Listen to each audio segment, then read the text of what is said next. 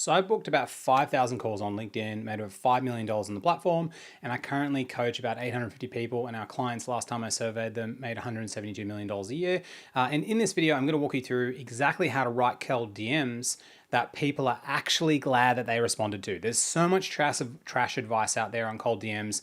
Everyone's using these fucking AI transcripts, templates, and all this kind of stuff, when it's way better if you can just learn how to do it yourself so you can bang out a cold DM and just get a 100% response rate. So I'm gonna walk you through exactly how to do it. I've got a resource document here that I'm gonna show you, and then I'm gonna use this iPad to kind of like swiggle around to actually teach you guys as well at the same time. But yeah, I'm super excited to get into it. So the key with cold DMs, and I'm going to kind of draw this out for you, right, is really when you're thinking about a DM, right? Let me just get this little bad boy ruler up, right? Is there's only two ends of the spectrum of a DM, right? Number one is on the left is what's called a bad DM, is when someone says, I regret opening this, right? So when someone is like, yo, I actually totally regret opening this DM, that's considered like a bad thing, right? Where you said, I regret opening this. And everyone's opened those DMs, you know, on LinkedIn where you get those really shitty cold VA messages and they're like, hey, all these things about my company. And you're like, what the fuck? That's when I regret, right? And on the right is like, okay, what does a cold DM do, right? So a cold DM is when your prospect says to you, they say, I'm glad. Like, I'm actually glad that you reached out. And I'm going to give you some very hyper-specific examples in this video how it actually works, right? So I regret receiving this and I'm glad. So there's only kind of a few things on this spectrum and you want to push further towards the right. So how do we do it and what do we classify? So what do you regret opening in life, right? Think about a bad DM as imagine you're opening a tax bill, right? Imagine, you know, when you open up your mail or your email or whatever and it's like, there's your tax bill and you're like, oh, fuck. You know what I mean? Like that is like what a bad DM is. And everyone's received those DMs. 99% of the DMs on the platform feel like a tax bill. Why? They feel like someone's taking from you. They're like, hey, I saw you do this thing, or I noticed this thing on your profile. We help companies do XYZ. I would love to catch up with you for 15 minutes to show you XYZ. And you're just like, yeah, I just like regret kind of opening that, right? And it's like, that's what a bad DM is, right? It feels like you're extracting from the conversation. Now, what a mid DM looks like, right, is when someone gives you a tip, right? And what I mean by a tip is like, imagine, you know, how like you're just like at the gym or whatever, and you're just doing your thing. Like it happens to my wife all the time, right? She does boxing and then the trainer comes up or whatever and just kind of gives her this random tip. And she's like, I'm just in the middle of my fucking boxing class. Like it's kind of relevant, but like, I don't really know. And sometimes the tip can land, right? Sometimes it's like, actually, I needed this perfect thing in this moment of time. But a lot of time it's just a guess. It's just a tip. It's like when your family gives you advice about what you're doing around something that's totally non-contextual and you're like, this doesn't make any sense, right? And so that's a tip. So what is a good DM? Like what actually is it? It's when you send someone a gift, right? A gift is a good thing that people are glad about getting. And there's 3 ways how to break down a gift of what it actually is. So really, when you're sending a DM, if you can send someone a gift every time, that's great, because what's the ultimate goal of every single DM? Well, I'll tell you what it's not. It's not to book a call immediately, right? That's not the goal. The goal really is to build trust, right? And you build trust by giving value and helping other people. So when you're sending DMs, think to yourself, okay, does this feel like I'm taxing the other person? Is this like just a general tip? Or does this feel like I'm actually bought a personalized gift for them? Like, was this really similar to the Chanel sunglasses I got my wife, which was way too expensive, but like a real personalized gift that they actually want, right? This is what you actually call like good DMs. And this is how people are going to be happy that they get your DMs, right? Because on the other side is when you're extracting, right? You're either building trust or you're losing trust, right? And then you can pitch in a cold DM, and you can pitch in a DM, and I'll show you how to do it. But like, this is the structure you need to do, because the ultimate goal of your entire business, right? Of your niche, of your entire business is for you, right? To take a whole bunch of people who are seemingly strangers, right? Seemingly strangers over time, and to trust you, right? This is what they call in sales pipeline. And if you never worked in sales, you got to know about this. Your goal as a salesperson is to get as many people into your pipeline, but being people that know, like, and trust you for what you do in your specific niche.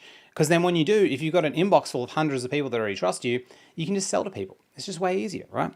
And so this is just super key. So when you're sending DMs, it's either a tax, a tip, or a gift. And let's kind of like break them down now so you can actually see them, right?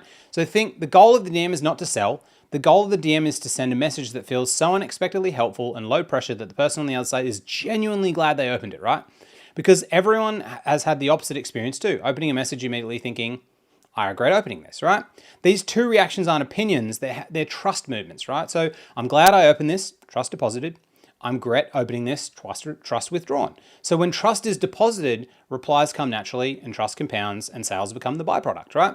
Every DM does one of three things. It either withdraws trust, does nothing, or gains trust.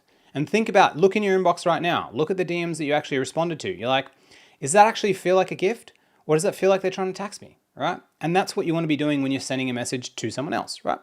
And why most DMs fail, right, is because when you're wording, even though you've made it sound polite, just looked at your company profile, just did this thing, just saw this, right? It's not the words, it's the subtext behind it that says, you're saying, I want something, I need a response.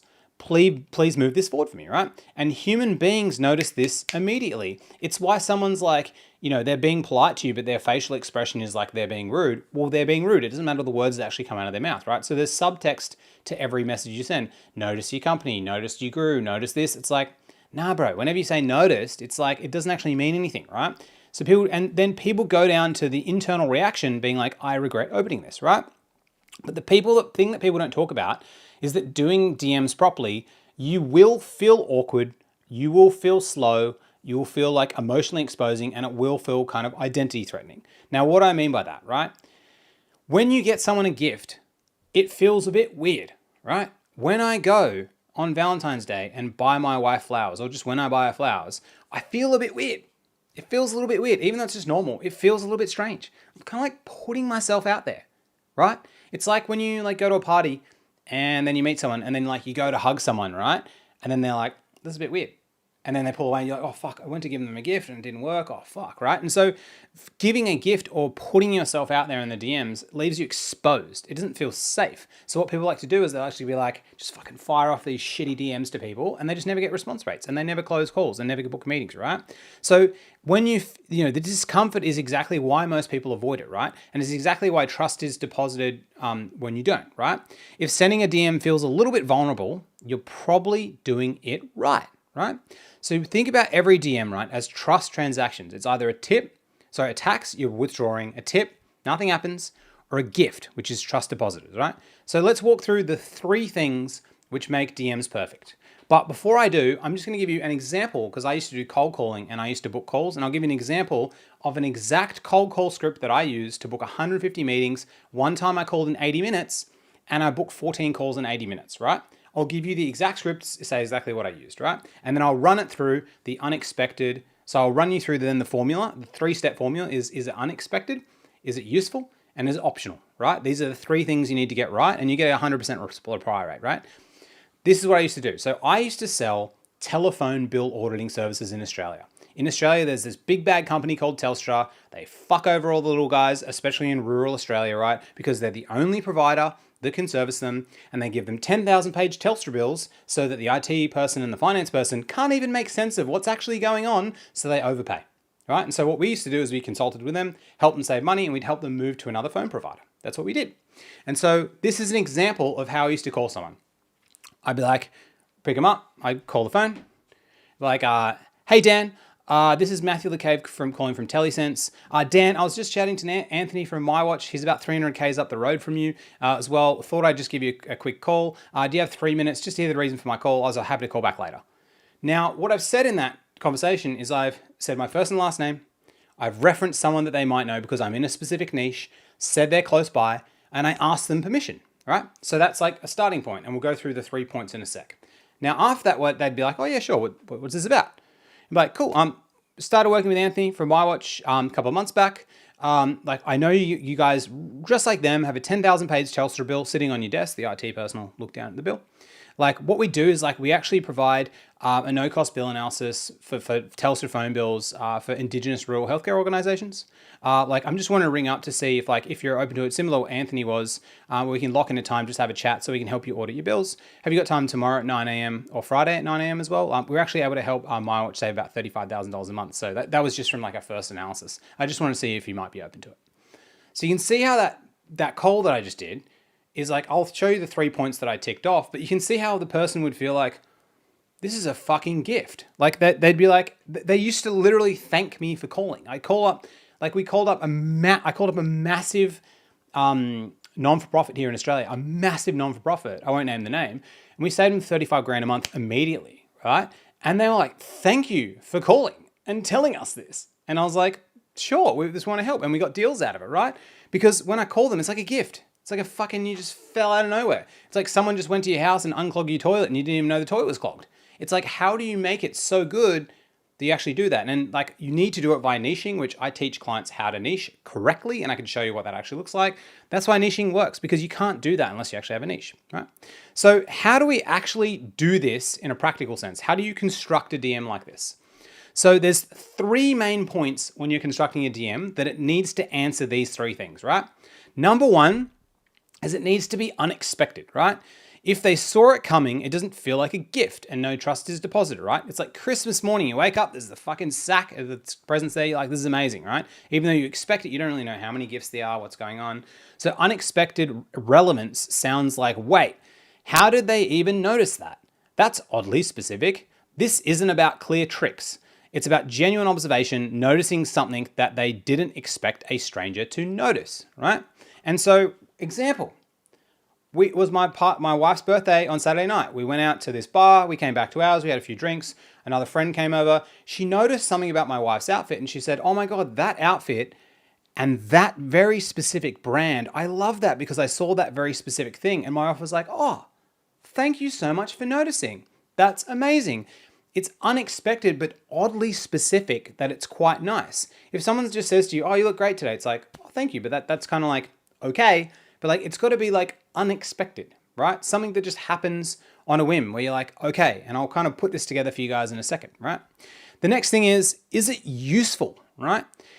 Now, I really hate the term value, right? One sec. I don't have the book next to me, but the Alex Hormozi $100 Million Offers book, I think ruined a lot of people trying to start a business just because they felt like they needed an offer so good people would feel stupid saying no. And everyone's obsessed with the concept value, value, value, right? But value to some people is not value to another, right? It's just not. And so an easy way to think about it, like, is it actually useful? Like, is it useful, right? So like, I've been watching Survivor lately with my wife. She's never watched Survivor before, watching season 49, right? And in Survivor, what do they need that's really useful? A flint. They need a flint to light fire, right? If you never watched Survivor, the flint's a big thing. But imagine getting a flint in just regular life. Useless. Useless. Imagine on Survivor, they just got given a whole bunch of money, but they can't take the money with them when they leave, but they can use it on the island. It's valuable, but it's not useful. Useful is the key thing here. So is this useful for someone? And I'll give you a few examples, right? So a gift that can't be used doesn't deposit trust, right? Useful means it either saves them time. It's a compliment. A compliment is useful. Right? Why? Because it makes someone feel good. They get use out of it, right? It makes them feel good. It reduces confusion. It removes friction. It helps now, not someday, right? Like, it's why a lot of people don't save money, because it's not useful right now as well. So like delaying gratification, right? Which is really key. So they can't immediately imagine using it. It's just a tip. It's not a gift. It needs to be useful. Why is it useful right now? You know what I mean? Super key, right? And then the third thing is it's optional, right? A real gift can be declined. The moment something feels forced, pressured, or unexpected, trust starts to be withdrawn. That's why permission matters. Permission isn't politeness. Permission is risk removal. So it sounds like, would it be useful if I shared this? I can send the second part through if you'd be open to it, or happy to send this through if you want. Permission helps trust deposited. Think about permission, right? You know, when you go to a restaurant, I do this with my wife all the time. We go to a cafe, we sit down, I order my food, she orders her food, and I eat all my food in like, half the time that she does. And the waiter or waitress comes, takes my fucking plate and doesn't ask me permission. And I'm like, what the fuck's going on? Why are you taking my plate? When my wife is going to give me half her food. I don't want to be like swapping the plate over mid-table. Ask my permission. So if they said, hey, you finished? I'd be like, no, I just want to keep the plate for a bit, right? Because my wife will give me half her pancakes, right? That's permission. So permission is really key within the DM sense of like who to reach out to, right? And I'm going to give you some proper examples now you can use, right? So the mindset shift that changes everything, right? Before you send any DM, ask yourself one question. Will this deposit trust or withdraw it? And if it feels like pressure, obligation, or expectation, rewrite it. If it feels calm, generous, or optional, send it. That's the single question to make your DMs actually good. How does it actually work? So let's give an example of what good DMs look like, right? So let's pretend we're picking a niche, because it is nearly impossible to, unless you have a niche, to give something to someone that feels useful. Because if your niche is mid-market career professionals in the world that are stressed, I don't know what's useful for them. I have no fucking idea, right? But if I'm selling to account executive salespeople, SDR salespeople in Australia, in a SaaS company who want to get promoted to account executive, but they haven't booked enough calls, I know what's going to be useful for them. Probably some cold call scripts, some DM scripts. Probably this video would be helpful, right? The niche matters because you don't know what's useful to someone if you've never met them. You have no idea. And this is why the niche is just so key, right? So when you're building out something that's useful, we'll do a niche. And so I'll do a niche of Dan, a guy I was on the client call this morning with, right? So what does Dan do, right? He helps people buy commercial real estate in the US, right? And so the thing that Dan sells, right, is he coaches them how to do it. Because Dan's bought hundreds of millions, I think it's millions of dollars worth of commercial real estate deals. So he coaches people how to do it themselves. And coaching is a thing that people buy. Coaching is, right? A nervous system regulation expert is not a thing people buy. A clarity alignment coach is not, right? A commercial real estate coach is a thing, right? So what is Dan's niche, right? So we go, okay, cool. So to classify any niche, this is what you must do, and I take clients through this in our training, is number one, you have to classify for a subculture, right? The second thing that you need to do, you need to classify for a location. And the third thing you need to do is stage of life, right? So SOF, right? You have to classify by these things. So what is this, right? So the location that Dan has is he's in the US, right? This is what he's looking for. Now the subculture that he's reaching out to is what's called flippers, right? A flipper is somebody who's already had their first kind of commercial real estate deal, right? So they're a flipper. So they've done a residential real estate deal. They're a flipper, right? They call themselves that, which has a subculture, right? Like flippers call themselves flippers. CrossFitters call themselves CrossFitters. There's different types of things. Like I was chatting with a client this morning. He used to help EA Games play League of Legends, right? And so like I could talk to him about League of Legends. That's a subculture, right? So you call yourself something. Now, so you got a flipper, US, and so what is the stage of they want to do? So they want to buy their first commercial real estate property, right? CREP, whatever that's called. I'll just use CREP. Still want to write it out, right? So for Dan, it's really easy then if Dan wants to reach out and create something that's one, unexpected, right? Two, useful. And three was, permission, sorry. I was wigging out, right? Need another coffee. Permission, right? So how can Dan send a message to someone that ticks all these boxes so that they'll be happy, they'll be glad that they got the message, right? So what does Dan do? Okay, well, Dan writes content and he talks about breaking down commercial real estate deals, which is clear. When he joined our program, he was able to create a post. So I think he did it before the program. I can't actually remember when. He created a post, a lead magnet post, where he broke down how he values a commercial real estate deal. And he got about 400 comments, right? And obviously, if he's breaking down a commercial real estate deal, it's probably pretty clear that someone who's interested in commercial real estate is going to be interested in that, right? Which is really good. And so from that, if Dan reaches out to someone, okay, he could look at their profile and probably know they're probably a flipper. They probably want to buy their first deal because he talked about how to break down a first thing. And they're in the US because he can look at their profile, right? So Dan can assume, okay, what is something that this person will find useful? And if I can unexpectedly give it to them and ask their permission, what would it be? So Dan said on the call, well, if they're in New York, I recently did a deal with a client in New York who was a flipper, who we helped find, they were interested in buying commercial real estate. We helped them get evaluations. We found them a property. We bought the property and then they bought it and then they get this much return. And so for Dan, what could he send to someone? Hey, I saw you liked my post about this. And then I saw you're in New York. I just helped a client who's also a CEO just like you in New York buy a commercial real estate building. They previously were a flipper a few times and they wanted to stop doing that, but they wanted to diversify what they want to buy. And I actually just broke down how we did the entire deal, how we find the valuation in the process. Would that be useful if I sent it to you? Of course it would be.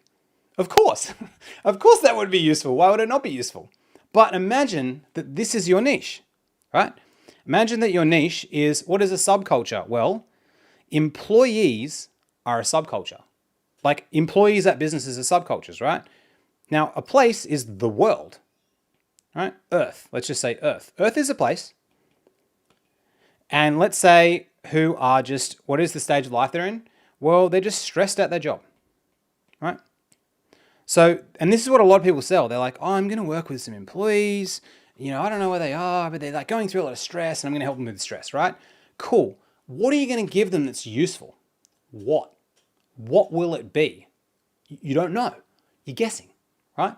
Whenever Dan sends a message to someone, there's like an 80% chance that it's going to be useful to them. When you send it, you're 100% guessing every single time. There's no idea. It's like you literally walking around like a fucking crowd of thousands of people and just saying, yo, what's going on, guys? Like, does anyone need this thing? It's just so useless. It's like no one needs anything. And so what you really need to do, and I'll give you a couple other examples, is like you have to have a specific niche where someone labels them as something. Now, we had another client on the call. I forgot his name temporarily. It'll come back to me in a second. It was Mark. So Mark, at the moment, he was writing some cold DMs, not getting a response, right? So what does Mark do, right? What does he do? So let's kind of break down Mark's niche because it helped break him down the niche on the call, right? So we're looking at the subculture, we're looking at the location, right? And we're looking at the stage of life, right? Or stage that they're in, right?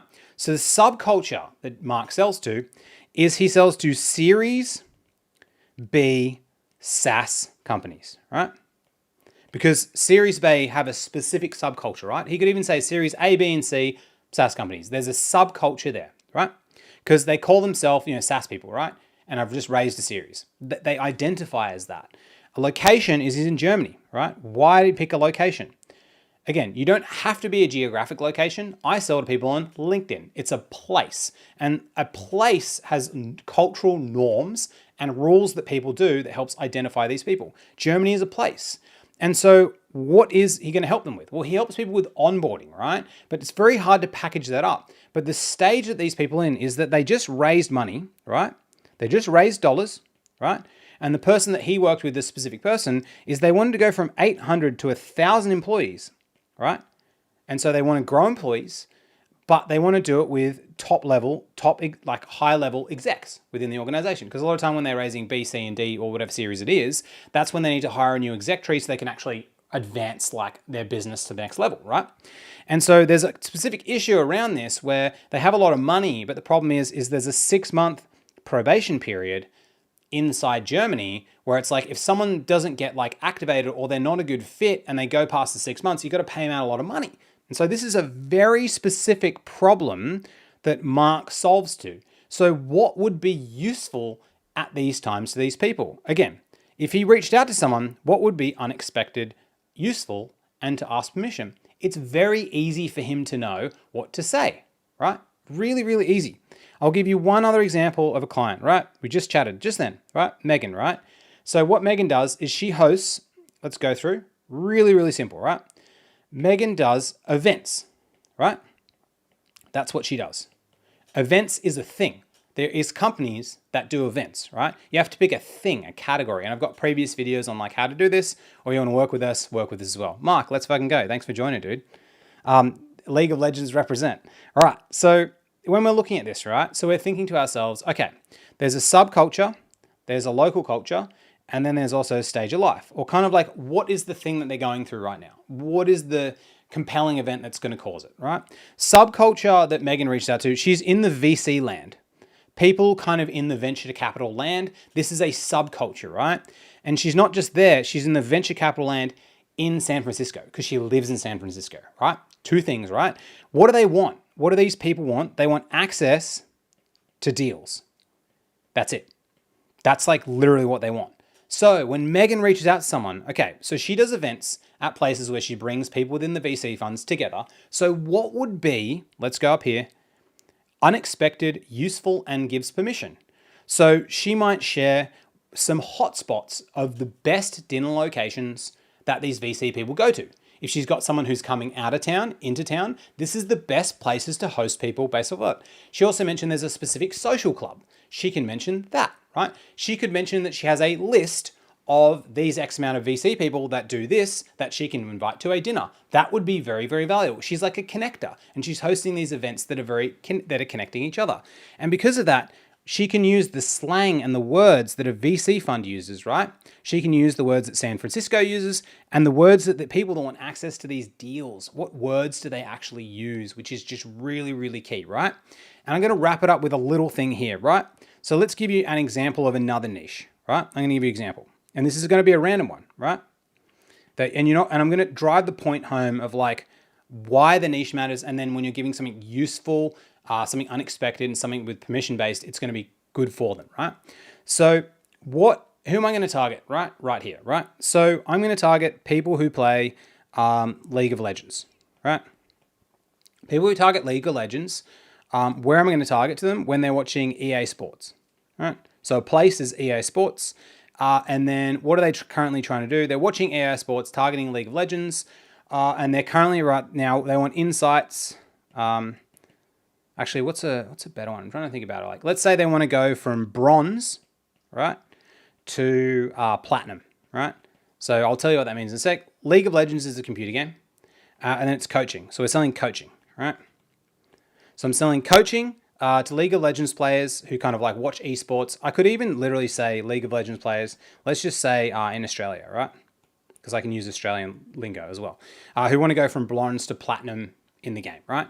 So and when I'm targeting these people, what's really key is there's a language that these people speak, right? And if you pull the transcript from this and look it up as well, you kind of see it, but there's a language that each of them speak. But when you put all these together, it becomes the very unique language that can only be put together by these three people, right? Which is really key.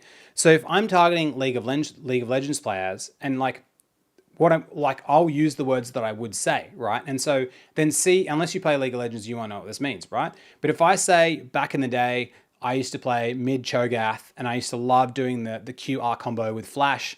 It was amazing. Then I used to go, I used to be a mage and I used to just try and wham people and just fuck them up. And then obviously we just rush mid in the end and try and crush people. I really loved it. I used to love getting boots of mobility so I could run around as well. I remember like playing, but then running up to the servo between, just smashing like an oak as well. And I really like wanted to climb from bronze to platinum because all my friends were on the Oceanic server in gold as well. And I just couldn't get there, right? So you watching that, right? You would have no idea what I'm saying. No idea. But anyone in Australia knows what a servo means. You know what a servo means? It is a gas station, a petrol station. League of Legends, what is Cho'Gath? What is mid-main? What is a mage? What is boots of mobility? You don't know what that is. What is bronze to platinum? What even is that, right? You don't know. Because in the niches have a language that they speak. So it's the same for Megan, they have a language, the same for Mark, and the same for Dan. They all have languages that they speak. So your content needs to speak to these languages, and in particular, your DMs need to speak to these languages, which are really, really key. And the key when you're writing these DMs is like, okay, based off these people I know, what's going to be like unexpected, useful, and asking for permission? What is going to do that? And then what that's going to do, it means every single DM you ever send, it's going to feel like they get a gift. They're going to feel I'm glad, and you're going to gain trust. They're not going to think I regret getting the DM or any of that kind of stuff. See how easy it was to actually put this together. Now that was fun. Mark, love it. Thanks, dude. Guys, this was tons of fun. This is going to be the end of the video, but if you're watching this and you want to work with us as well, and you want to go on multiple live calls every single day with me, and you want to actually learn about this stuff, I'd love to work with you. We have this school.com/sixfigurecreators/about. Just click on it, watch this video. It shows you everything what we do and who we actually work with as well. But essentially what we do is we work with small business owners who sell something expensive, who are using LinkedIn, who want to post content and send DMs, and they want to book calls and close deals themselves, and they want to become the person that can just get as many deals as they want from their own LinkedIn and build their personal brand. And they want to be part of a program or a group of people, we call it the LinkedIn Marketing Gym, who does the work every day so you actually learn how to do it. This is like super duper key as well. What we've got inside is, we've got a super active community, like super duper active. We've got tons of wins as well. We had some just pause the screen here. You can see all the wins. People are crushing it. We're going through a 28-day challenge. What's really cool is Thomas Law actually got his post got 0 engagement and booked a call because likes don't equal leads. That's not actually how it exists as well. And you can join us 2 times calls a day. We've also got a classroom with every single resource you ever want. Come work with us. I promise this will be the best. It's literally the best LinkedIn program that actually exists on the entire planet. I'm 100% convinced of that as well. We've got thousands of testimonials. Come work with us. If not, hope you enjoyed this vid. Peace out. Catch you later.